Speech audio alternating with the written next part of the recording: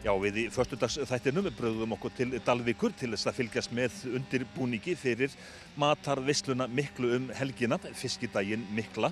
Þau hjónin, Arnrún og Friðrik V, nú aldeilis ekki að koma hingað til Dalvíkur í fyrsta sinn í tengslum við fiskidaginn.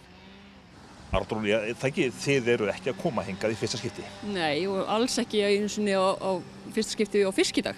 Þetta held ég 15. skipti sem við erum að mæta hér og alltaf, já. Og hvernig stóð á því í upphafi að þið komuð að þessu?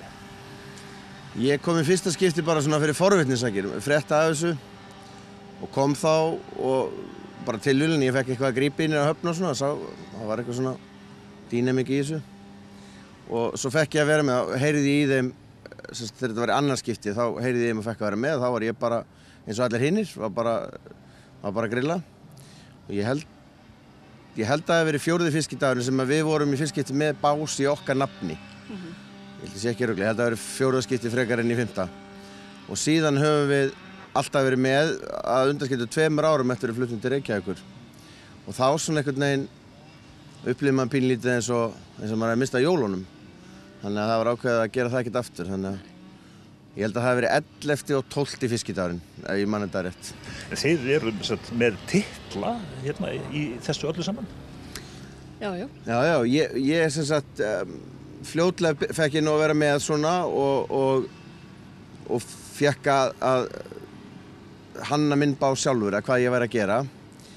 Og síðan vann ég með Úlfari þegar Úlfari yfirkokkur í nokkur ár og svo tók ég við, þannig að ég fæði svona puttan í því hvað við erum að elda og sett svona mitt fingrafar á það sem í sameiginlegu básunum og svo ég svolítið í því að ná inn einhverjum nýjungum, að fá einhverja til að koma og gera eitthvað nýtt og svolítið svona að því að það líka partur af dýnamíkinni að þetta ákveðið að fólk gengur ákveðnum hlutu vísum en við erum líka að gera eitthvað nýtt sem ekki er gert áður og áherslan svolítið bara að fá fólk til þess að fatta hvað við frábæran fisk á Íslandi. En hvernig þetta svona í heimilislífinu hjá ykkur? Það svona bara þá strax eftir jólin sem að þið byrjið að spá og spekulera? Já, ég myndi bara segja strax daginn eftir fiskidag. Þá Friðrik kominn á fullt bara, ég veit hvað við gerum á næsta ári. Ef hann ekki búinn að ákveða það áður en að fiskidagurinn settur. Ég hef ekki verið mikið að segja frá því fyrir eftir fiskidaginn, hvað það gerum næsta ári og það svona ákveðin hefð. Já.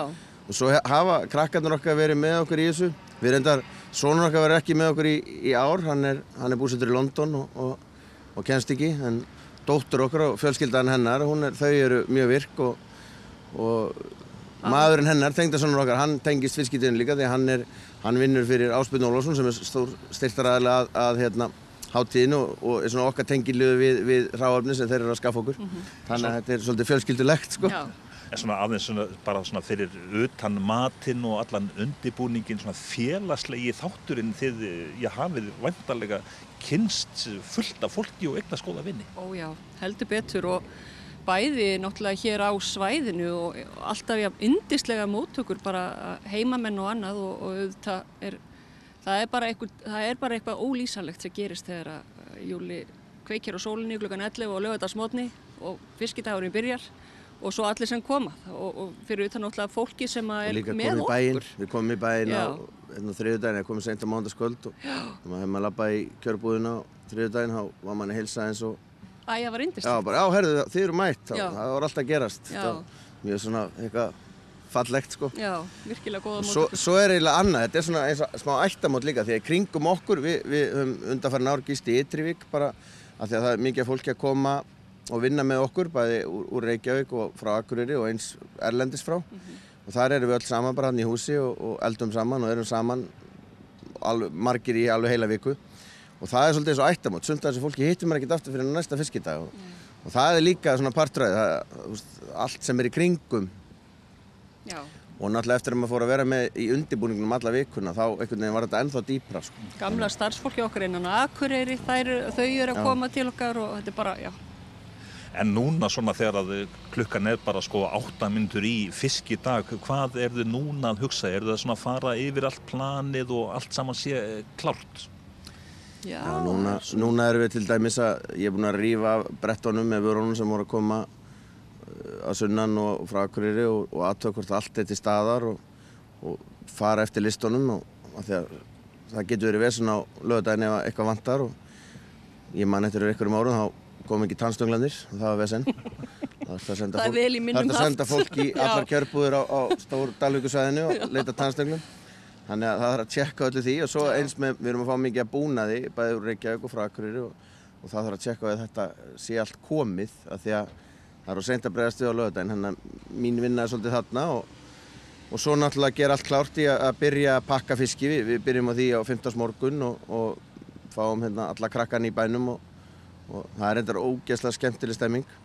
Og svo er það náttúrulega bara að klára allt þetta, þessi smottir í hvernig líta básarnir út, hver fær hvaða tjald, hvernig stillum við þessu upp. Þannig að Júli er reyndar mjög góður í þessu, gert þetta oft áður en þetta er svona það sem liggur í núna og svo er þetta svona, já, maður er að líma saman þess að síðust enda.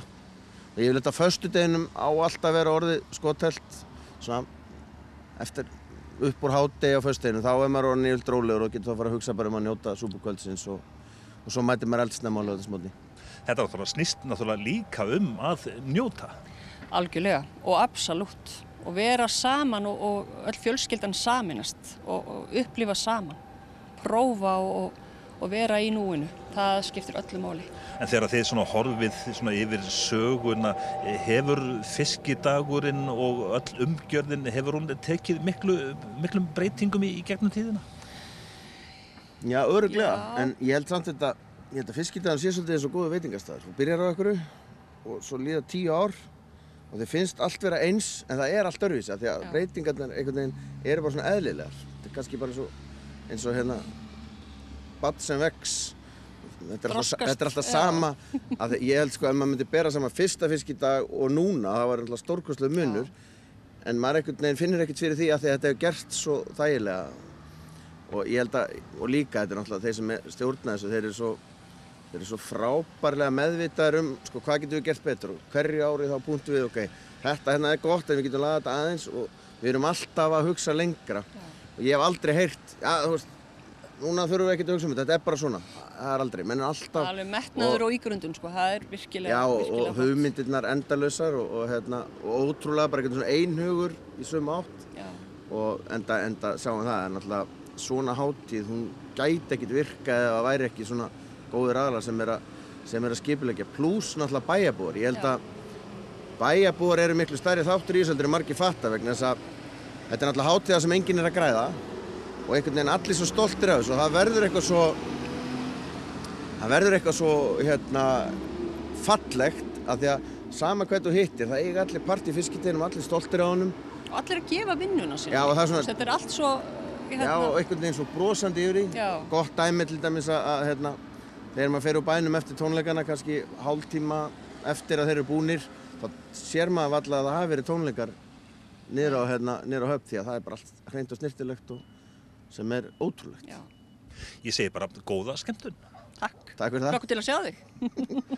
Og þessu næst ætlum við að heimsækja konu sem hefur starfað árabil að fiskideginum. Hún sér rúgbrauðið og síldina.